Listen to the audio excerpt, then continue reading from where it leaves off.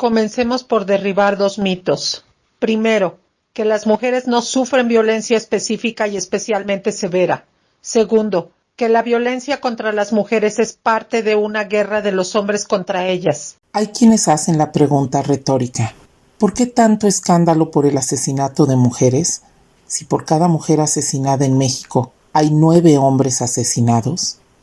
La proporción es cierta en general, pero cuando se analiza con detalle, por ejemplo, la proporción entre niños asesinados y niñas asesinadas es similar. De cualquier modo, se nos diría, las mujeres no sufren más violencia que los hombres, ni una violencia específica, pero esto es falso. La inmensa mayoría de las víctimas de violencia sexual son mujeres, pero incluso cuando las víctimas son hombres, en casi la totalidad de los casos, los agresores son hombres. Y no se trata solo de un crimen tan atroz como la violación, sino además del abuso sexual y el acoso sexual o la trata. Igualmente, en relaciones de pareja, la mujer es víctima de violencia en una proporción mucho mayor que cuando es victimaria. Negar que las mujeres sufren una violencia específica y especialmente severa es negar la realidad y favorecer la agenda destructiva de las feminazis. El segundo mito, el de que hay una guerra de los hombres contra las mujeres, es el que promueven las feminazis. Ese es el sentido del eslogan: nos están matando. No, los hombres no nos están matando, sino una ínfima parte de ellos. Y muchos más hombres están siendo asesinados por personas perversas, del sexo que sean. La lógica del discurso es que si hay esa guerra, las mujeres deben confrontarse con los hombres y derrotarlos, lo cual implica exterminarlos o cuando menos segregarlos. El sueño lésbico totalitario de las feminazis es un mundo sin hombres, de puras mujeres. Por eso, se niegan a que mujeres y hombres marchen codo a codo en la lucha contra la violencia. Por eso, en pintas las feminazis llaman a las mujeres a asesinar a sus padres o hermanos varones. Castración selectiva. No, porque nosotros nos cortan el clítoris y no pasa nada. Pero si tú le cortas los huesos a los niños nada nacer, no solo no van a poder tener hijos, sino que no van a desarrollar una serie de hormonas que no le van a dar fuerza física. Y yo tengo mi idea de otro mundo. Para venga a explicar, se llamará matria. Ese discurso de odio es, por supuesto, completamente falaz, porque la mayoría de los hombres ni violan ni asesinan mujeres. Es irónico que el asesinato de la pequeña Fátima, que suscitó el llamado a un día sin mujeres, haya tenido como responsables tanto a un hombre como a una mujer.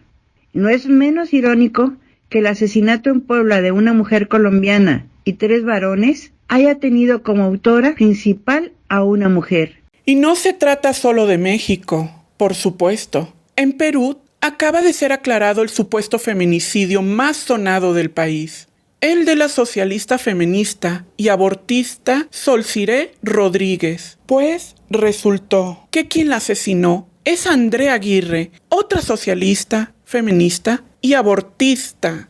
El nuevo protagonismo de las feminazis respecto a la violencia contra las mujeres es pura hipocresía y oportunismo.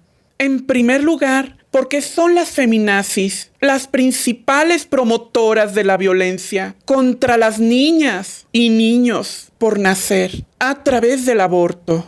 Ahora bien, ¿cómo abatir la violencia contra las mujeres? La solución a la violencia en México requiere actuar contra 4 factores principales. 1. La alusión de responsabilidades por parte de las autoridades de seguridad pública y las autoridades políticas. 2. La acción de las milicias privadas de los grupos criminales. 3. La impunidad. 4. La anulación del derecho a la autodefensa. Cuando el crimen se dispara es porque la autoridad responsable no está haciendo su trabajo. Y cuando alguien no está haciendo su trabajo, o se le destituye o se le despide y en su lugar se pone a quien sí cumpla.